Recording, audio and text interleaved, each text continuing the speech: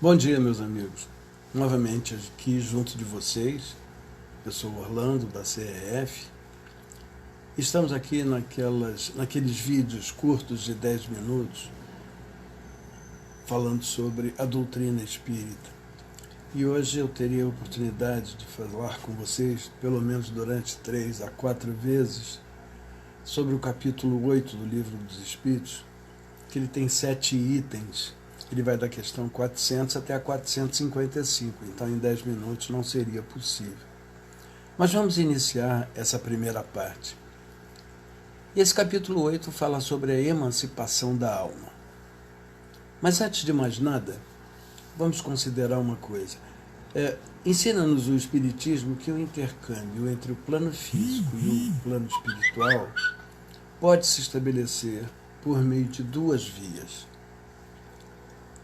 Ou através de uma via chamada mediúnica, ou através de uma via chamada estado de emancipação da alma. E o estado de emancipação da alma é conhecido como anímico ou ainda desdobramento espiritual. Vamos falar sobre isso. Na emancipação da alma, nas ocorrências dessa emancipação, o espírito se desprende parcialmente do corpo físico, tornando-se mais livre, mais independente e emancipado, e por sua vontade, presencia e participa de acontecimentos em ambas as dimensões da vida, tanto no plano físico quanto no plano espiritual, aonde ele se encontra com espíritos que lhe são simpáticos, que lhe sejam de mesma família, que possam lhe trazer orientações, que possam lhe trazer situações, lhe demonstrar situações difíceis através de reflexões. Isso acontece quando? Todas as noites, quando nós dormimos, o corpo físico relaxa e o espírito se sente livre, um tanto quanto livre dessa carcaça que o aprisiona. Mas ele está atrelado a esse corpo físico através do chamado cordão de prata. Ele divaga. É como aquele animalzinho de estimação que você leva numa coleira. Esse é o fio de prata.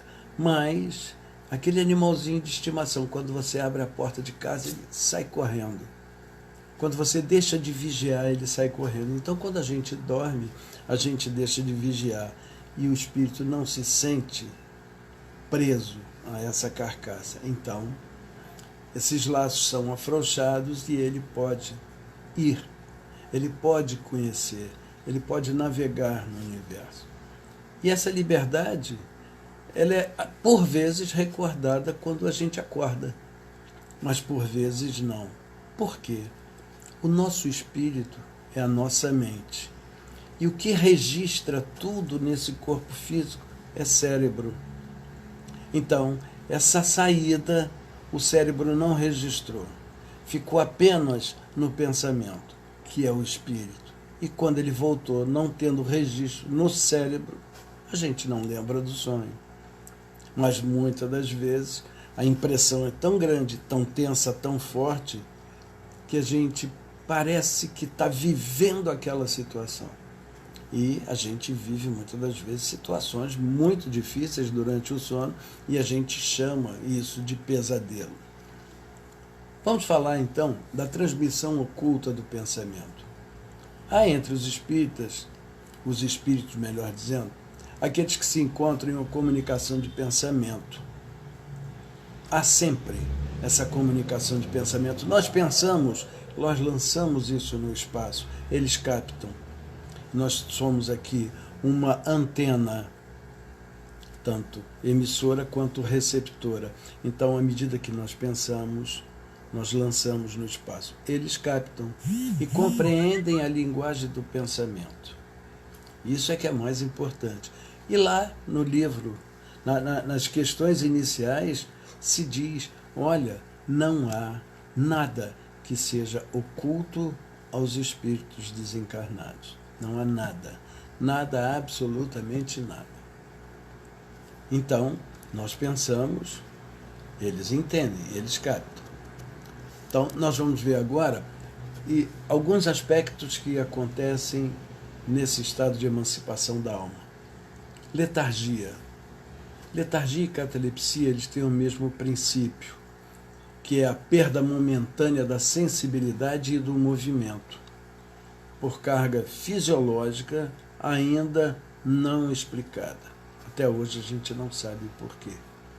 Elas diferem uma da outra pelo fato de que na letargia há a suspensão de forças vitais e, em geral, a do corpo todas as aparências, dá ao corpo todas as aparências de morte. É por isso que os velórios exigem um tempo maior. E antigamente, que não havia a avaliação da chamada morte cerebral, era obrigado a fazer um velório de 2 dias, ou 3. Né? Então, na catalepsia, ela é localizada e pode afetar uma parte mais ou menos extensa do corpo, de modo a deixar que a inteligência livre para se manifestar, o que não permite confundi-la com a morte. Há casos, vocês vão ter a oportunidade de ouvir, já tiveram a oportunidade de ouvir, relatos daquela experiência quase morte. Então, as pessoas estavam em estado gravíssimo na UTI, em coma, foram dadas como mortas e, de repente, acordam.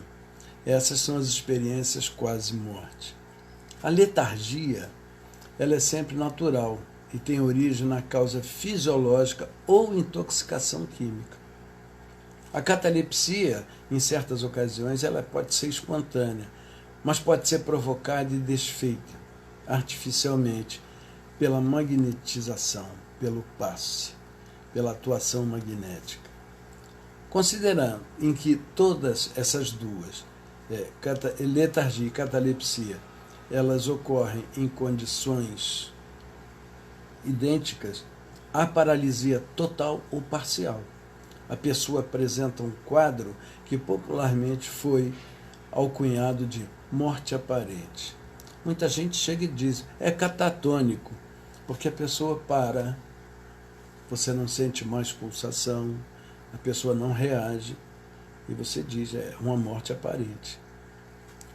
Tem o caso do sonambulismo.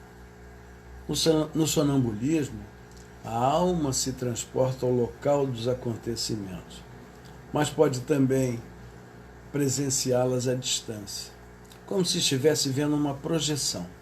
Pode falar com exatidão de coisas que a rigor ignora no estado de vigília, ou até mesmo de assuntos que estão acima da sua capacidade. Vê outros espíritos e pode perceber, e pode receber e perceber instruções que eles lhe trazem.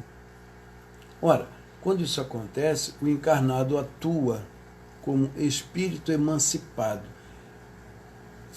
Muita gente chama de fenômeno anímico. E como médium, transmite as informações dos espíritos. No exercício da mediunidade, não há vozes, há, senão, a leitura de pensamentos. Esse espírito aqui é que se comunica com o espírito comunicante. Esse espírito aqui decodifica, percebe a comunicação que ele faz. Leitura de pensamento. Fala ou escreve, ou atua.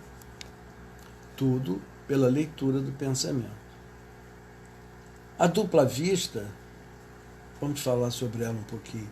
A emancipação da alma se manifesta, às vezes, no estado de vigília e produz um fenômeno conhecido pelo nome de segunda vista, que dá aos que a possuem a faculdade de ver, ouvir e sentir além dos limites dos nossos sentidos. Nós temos apenas 5, mas temos esse sexto que a gente ainda não aprendeu qual seria a melhor denominação para ele. Então, esse sentido, e tudo isso vem, por assim dizer, que através dessa vista ordinária, e como por uma espécie de miragem, para quem desfruta de tal faculdade, ela parece tão natural, como a de ver.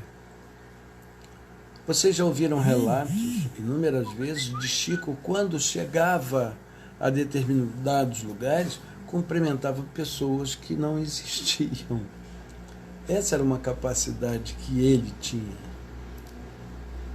E poucos de nós, raríssimos de nós, têm. Bom, vamos ficar por aqui, que depois a gente volta com mais outro vídeo.